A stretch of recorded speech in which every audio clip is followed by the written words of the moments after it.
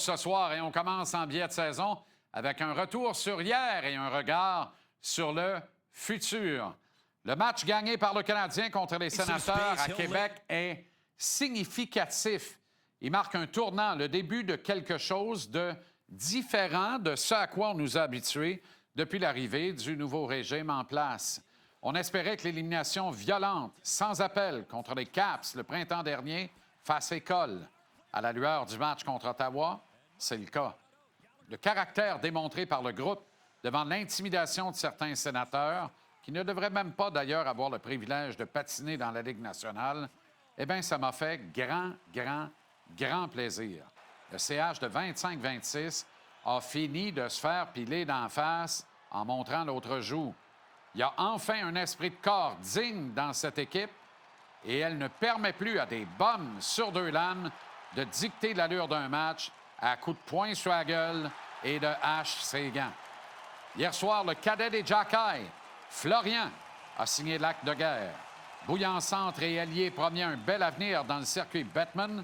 Une majorité d'observateurs avertis, dont je suis, voient Florian poursuivre ses classes chez le Rocket de Laval cette saison. Ça risque de lui être très difficile de se porter à la défense de Demidov, Suzuki, Caulfield ou Watson depuis Laval. On convient de ça. Est-ce que les événements de Québec étaient un cas isolé? Absolument. Il y a peu à parier que les Sens soient aussi teintés de Bayou sans talent en calendrier régulier. Si vous croyez que Florian a confirmé son poste chez le Canadien hier soir en raison de sa tenue devant les intimidateurs, je pense que votre enthousiasme vous fait prendre un raccourci. Votre excitation de partisan est légitime, j'en conviens, mais on ne gère pas un club de hockey avec des débordements émotifs. Il existe enfin une rivalité entre le Canadien et les Sénateurs, mais les 2 points de classement vont être la priorité et de Martin Saint-Louis et de Travis Green lorsque les deux mêmes clubs vont être face à face en saison régulière. Et puis, pouvez-vous affirmer que Samuel Blais n'aurait pas été aussi actif que Florian hier soir devant les siens à Québec? Blais a été mis sous contrat afin de combler le départ de Michael Pezzetta, connaît un très bon camp d'entraînement. Est-ce que ce serait si scandaleux de le retrancher au bénéfice de la licorne? Pas pantoute. Comme ça serait pas plus alarmant d'envoyer Florian poursuivre son apprentissage du hockey professionnel à Laval. En fait, il faudrait que le Canadien s'offre le luxe de garder les deux robustes attaquants à la fin du processus du camp d'entraînement.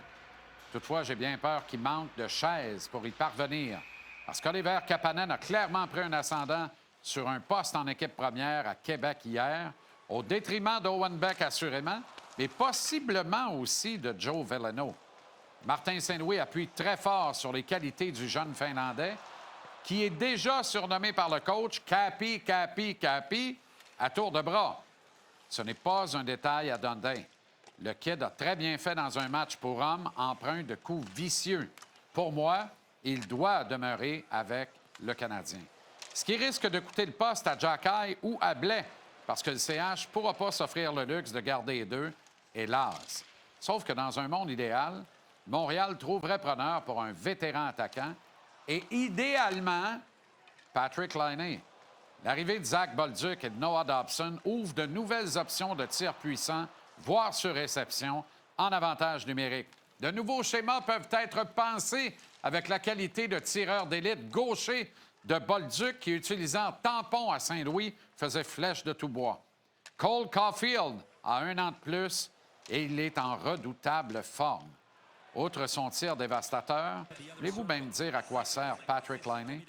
Le beau risque de l'été 2024, alors qu'on rêvait, mais pas tellement éveillé d'être dans le mix, est soudainement devenu un obstacle à un portrait offensif homogène, reposant sur une toile de fond de caractère, pouvant se traduire par une réponse immédiate face à la robustesse et l'intimidation.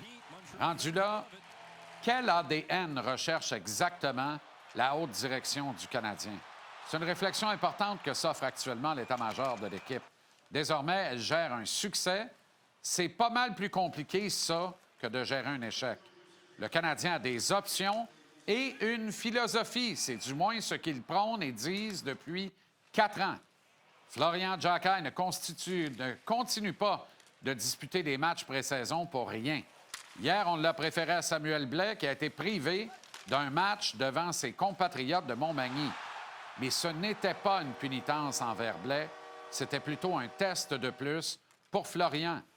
Et le Kid a encore une fois survolé l'examen en le réussissant avec éclat. On est pas mal tous d'accord sur un principe. Un Jack Eyes, c'est bien, mais deux, c'est mieux. Reste à voir maintenant si Gorton Hughes, Saint-Louis et Associates sont aussi d'accord que vous puis moi.